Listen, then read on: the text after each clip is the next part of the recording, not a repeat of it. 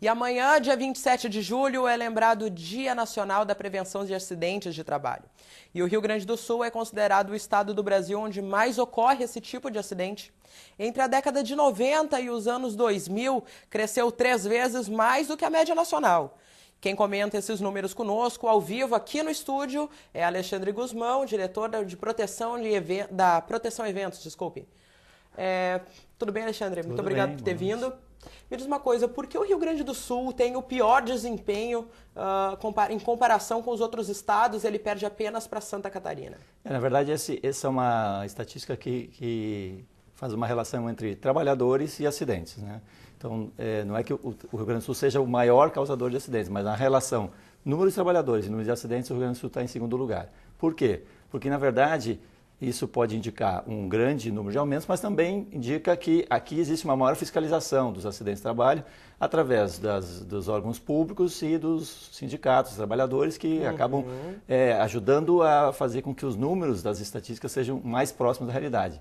Porque nós temos uma grande subnotificação dos acidentes, porque cabe às empresas fazerem as notificações quando os acidentes acontecem.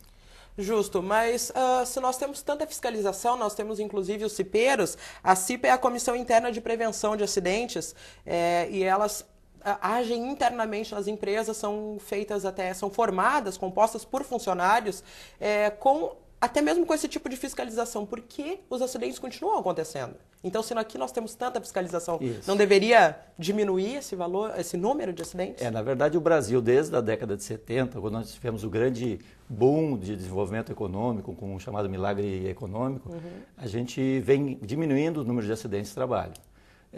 Na década de 70, nós tínhamos mais de 1.500.000 acidentes de trabalho por ano no país. Hoje nós estamos em torno de 400, 500 mil acidentes, levando em conta que nós aumentamos muito a massa de trabalhadores nesse período. Então, relativamente ao número de trabalhadores, a gente diminuiu o número de acidentes.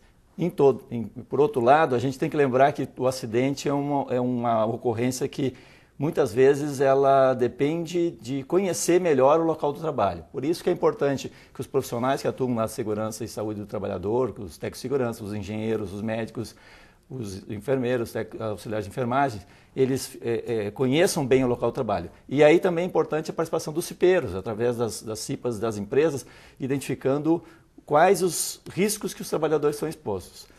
Mas o que eu considero, Alexandre, é o seguinte, nós temos uma média de 5 mortes para cada 100 mil habitantes aqui no Rio Grande do Sul. É um número bastante alto. Exatamente. Porque o problema todo é quando a gente coloca o trabalhador num local que ele não conhece. Esse é um maior risco. Muitas vezes, quando há um grande desenvolvimento na atividade econômica, surgem novos riscos. Por exemplo, quando a construção civil aquece a sua atividade, a gente acaba colocando no mercado de trabalho profissionais sem a devida formação para fazer o trabalho e muito menos formação para enfrentar os riscos a que ele é exposto. Mas justamente essa era a minha próxima pergunta. Qual que é o setor onde ocorre mais acidentes? Nós temos como se fosse a construção civil, por ser um trabalho mais braçal. É na construção na verdade, civil?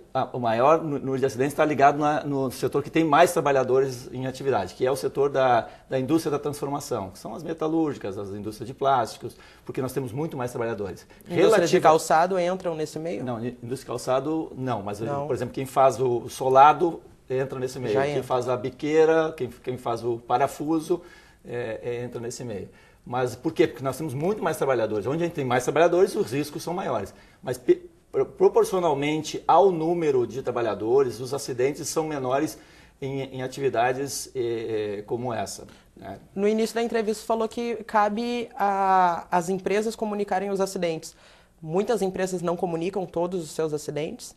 Exatamente. Isso acontecia muito frequentemente até 4 anos atrás, quando a Previdência Social passou a fazer uma investigação das pessoas que recebiam benefício e começou a atribuir a esses beneficiados uma ligação com a atividade que ele exerce. Por exemplo, se eu sou um trabalhador que tem um risco de determinada doença ocupacional ou risco de um acidente, a empresa agora tem que justificar que eu não sofri aquele acidente ou não adquiri aquela doença no local de trabalho. Então, existe uma mudança do enfoque a partir de agora. Mas a empresa vai ter que provar que ela não causou aquele acidente ou aquela doença. Pois é, e o que é um acidente de trabalho? O acidente de trabalho é todo aquele acidente que acontece, ele é dividido em 3 categorias. O acidente típico, que é o acidente mais óbvio, imagina um acidente, máquina, um corte, né? Sim. O acidente de trajeto, que é o deslocamento do trabalhador de sua casa até o local de trabalho e vice-versa, no retorno.